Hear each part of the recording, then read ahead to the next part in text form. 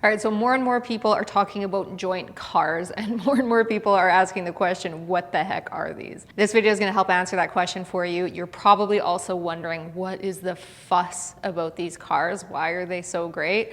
I hear you, I don't blame you for asking that question. We do rave about them a lot, or at least those of us that teach these exercises often do. So I'm gonna try and answer every question that you might have about joint CARs in this video, and I will also link to a few extra resources in the description of this YouTube video so that you can help to learn how to do joint CARs for free. So CARs stands for Controlled Articular Rotation.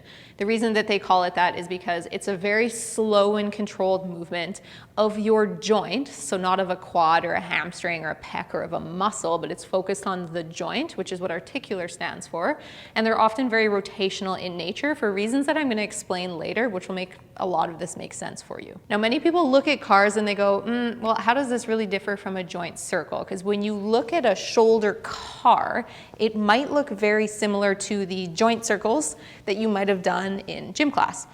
I'll explain how they're different, and trust me, they are very different in nature when you actually look at the intention behind it and what you're actually doing. So with a CAR, one of the main things that we're doing with that CAR is we're exploring the outer limits of our range of motion for that joint for every movement that that joint produces. So for example, your shoulder does horizontal adduction, horizontal abduction, it does extension, it does flexion, it does straight abduction, and internal and external rotation.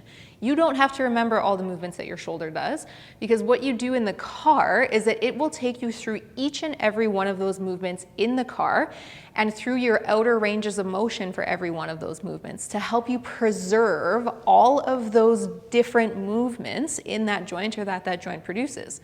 When we go through daily life, we're often just using our mid ranges of motion. So I'm doing things with my shoulder often that are in front of me, that are in this range, but I might not have my shoulder way back here or way up top or fully internally or externally rotated, etc. So the CAR takes care of that for you. We know that use it or lose it is a thing for our bodies, meaning it's a built-in principle within our system such that if we are not using a range of motion, or we're not using a tissue, or we're not using a tissue in a range of motion, we lose these things, we lose access to these things over time. So by doing something so simple like a CAR that maximizes the movements that every joint produces in every direction, you preserve your movements for each joint and you preserve your range of motion, and you can actually help to preserve the joint itself. So then I maintain all of those different ranges of motion that my shoulder does in one simple exercise. Versus when I do a joint circle, I'm mostly just moving my joint in a circle, but often people are keeping their palm oriented one way. They're not maximizing IR or ER or a lot of other movements, and they're just kind of flinging their arm around.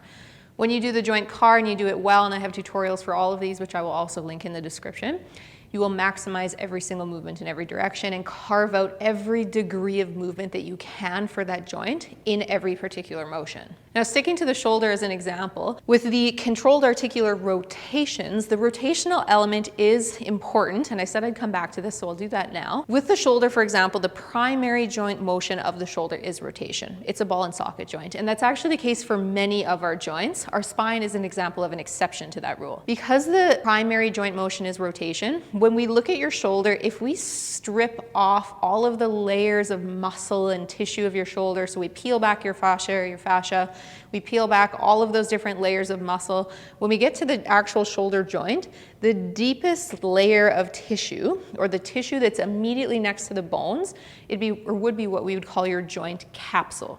You can imagine that if the capsule or the thing immediately around the joint is not moving well or is restricted, that all of those other layers can get restricted as a consequence of that.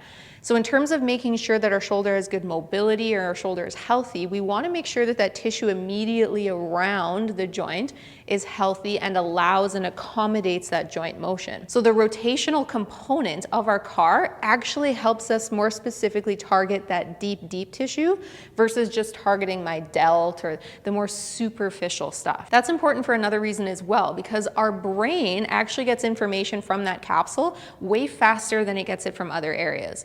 Meaning if I'm moving my shoulder, my brain gets information about my shoulder from that deep layer before it gets it from my muscles or tendons or other tissues. So that layer is so important for our awareness of our body, or our ability to tell where our joint is in space and when it's moving. And the better that we can actually improve the information that we get from that deep layer, we can actually improve what we call cortical mapping in our brain, which means our brain's representation of our shoulder and ability to feel and move and control our shoulder in space improves over time. So now you're not just getting the benefit of maintaining your ranges of motion, but now you're actually improving your brain's representation of your shoulder and your ability to tell where it is in space and access, move, and control that shoulder. And that may not seem like a big deal until you're trying to do an exercise in the gym that targets your shoulder and you don't realize that you're compensating with your shoulder blade or your scapula or your spine or your elbow, or you're borrowing from other joints and not targeting the area that you think you are, because your brain's awareness of that area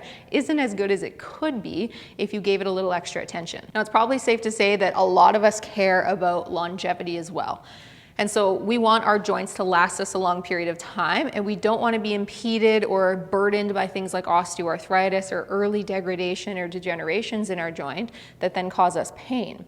So the other nice thing about CARs is you can think of it like brushing your teeth for your joint. So sticking to the shoulder as an example, when I go through my CAR, because I'm fully maximizing movement of bone A on bone B, the other thing that I end up maximizing is my ability to actually nourish that joint. So our deep structures in our joint, like our cartilage, are very important to maintain over time in order to maintain the health of that joint.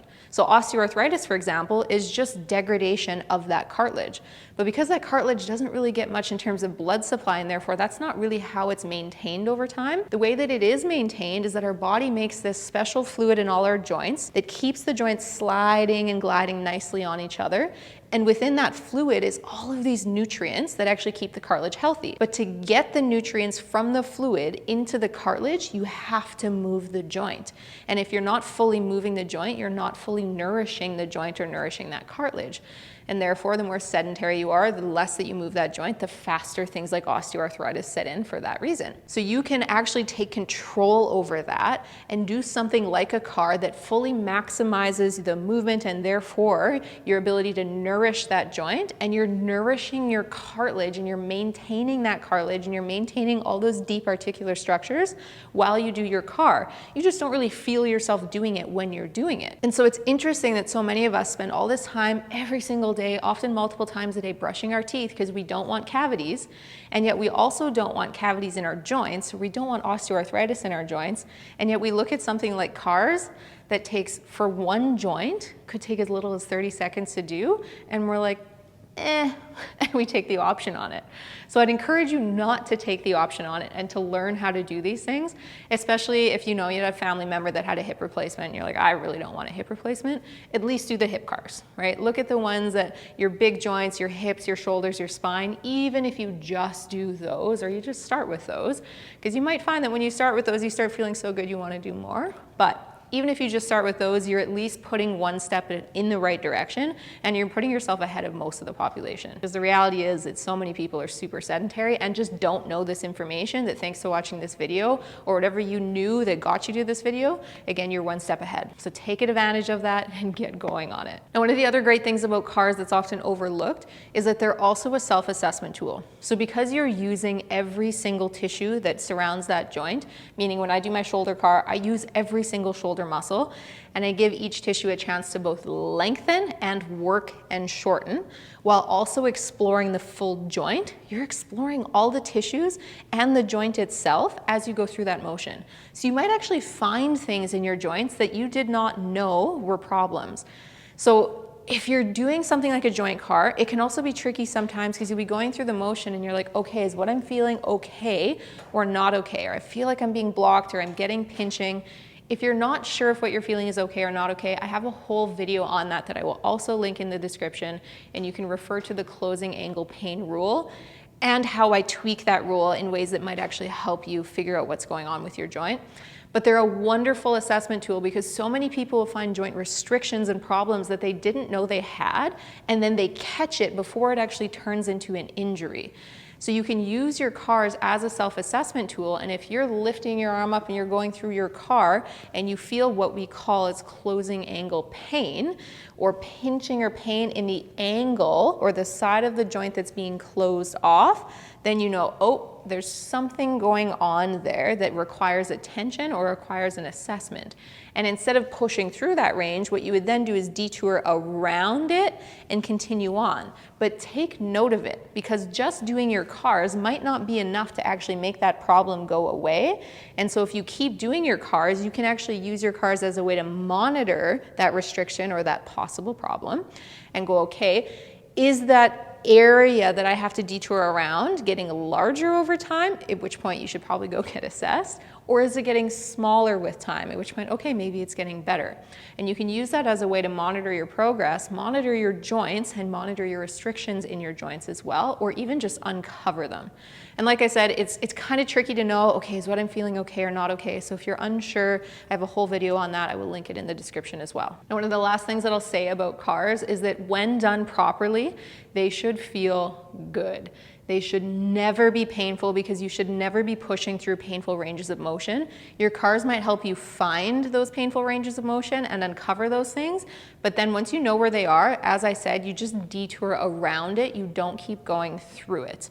And so when done properly, they should feel damn good when you do them, and you should leave or finish your CARs feeling better than when you started. So if nothing else, you can use them as a tool just to make the joint feel nice. But like I said earlier in this video, I walked you guys through many different benefits, and I'm gonna stop there, even though there are more benefits to doing the CARs, just so that I don't rant about these things over and over, because if you're watching this video, you've probably already heard people rant about it.